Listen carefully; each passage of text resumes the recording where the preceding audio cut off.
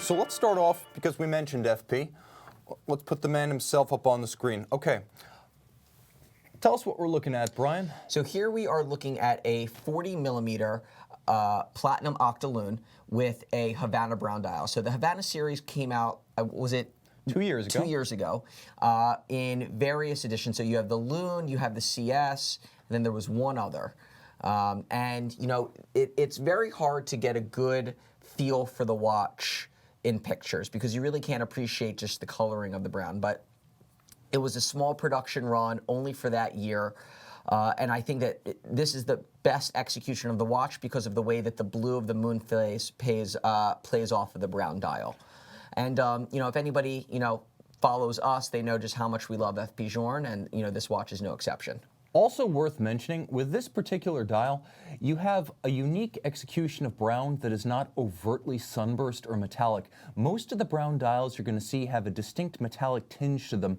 This one has a warmth and a glow, but it's not an explosive sunburst. It's not a metallic grain. It's difficult to describe. I would almost say that the best comparison would be Swiss milk chocolate. That's the impression I get in person. So unique, needs to be seen to appreciate, but that's true of most watches from FP Journe. Just take my word for it, this is a special watch. Yeah, and I think that when you look at the watch in pictures, the brown looks a lot more dull. But when you get it under the light and you look at it at different angles, you see differences in the color. Yeah, and I'll give you a little bit of an insight into what I'm talking about with the metallic dials. Here we have Patek Philippe 5140 rose gold. You can see that's distinctly a sunburst. As I move that around, that does things that the Journe dial does not do. Now, as we approach Easter, I'm thinking of Easter baskets, so chocolate's the first thing that comes to mind here, but it's also a different reactivity. There's something about a dial that has a gentle, warm tone to it as opposed to a spectacular splash of light. And this is a completely different take on the brown dial. In fact, if you want to see the most innovative takes on brown dials in the last 2 years, it's been Journe with the Havana dial, and then again with the Holland and Holland. Mm-hmm.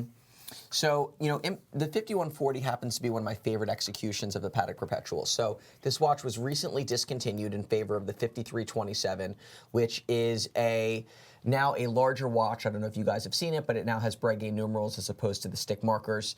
This was sort of Patek's mainstay ultra-thin gentleman's perpetual for a really long time.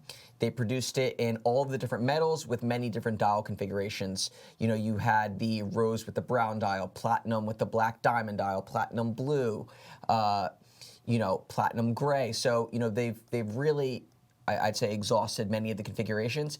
This, to me, though, flew under the radar. And I think that now, as you look back, this is the kind of watch that, really strikes home as a special piece. And believe it or not, the sizing of this watch for me happens to be better than the 40 millimeter octaloon. So, gun to my head, if I had to choose one of the two, I would actually probably be choosing the 5140 rose here.